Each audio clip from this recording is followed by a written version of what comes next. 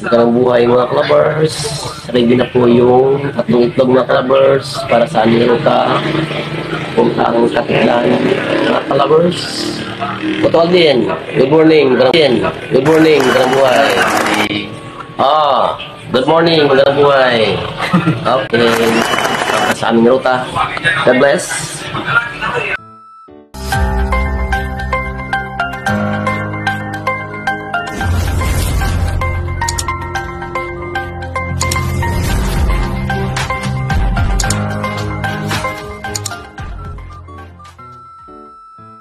Labas na ng lungga.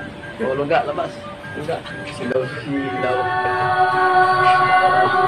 Silaw na. Hello mga kalabers, panibagong araw at panibagong adventure na naman at samahan nyo kami sa aming ruta. Let's go!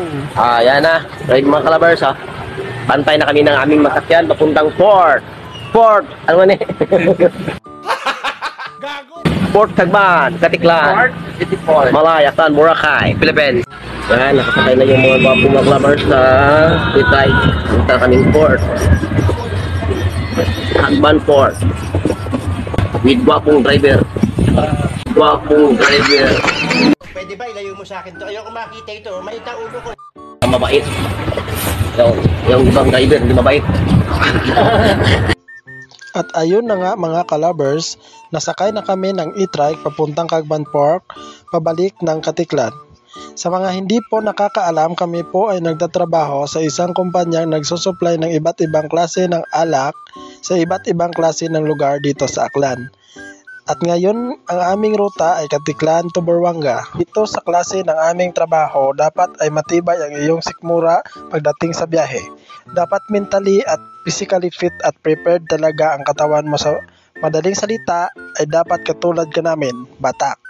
Kahapon ay dito kami natulog sa Boracay para kinabukasan mabilis kaming makakarating sa aming susunod na ruta.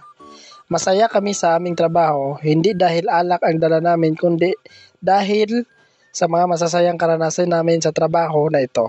Sa mga oras na yan, kami po ay pasakay na ng pump boat patawid ng Katiklan.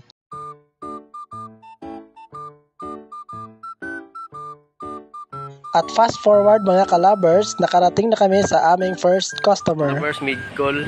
Ay, video tagal yun. At ayan, fast forward ulit mga kalabers. At ayan na ang last customer namin sa araw na ito. At may isigit na namin mga kalabers sa mga susunod na video. Ito po ay ruta namin papuntang Batan.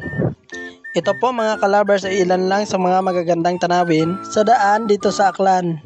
Ito po ang isa sa nagpapasaya dito sa trabaho namin. Ang mga tanawin na ito. Marerelax ka at talaga namang nakakawala ng pagod. Enjoy watching mga kalabers!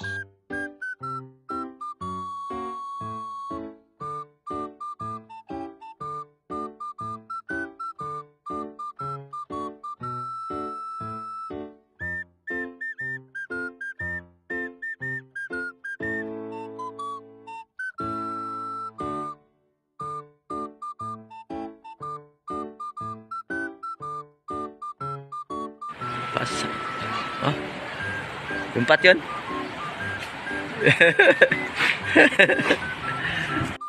Pwede ba ilayo mo sa akin to? Ayoko makita ito. Maita ulo ko.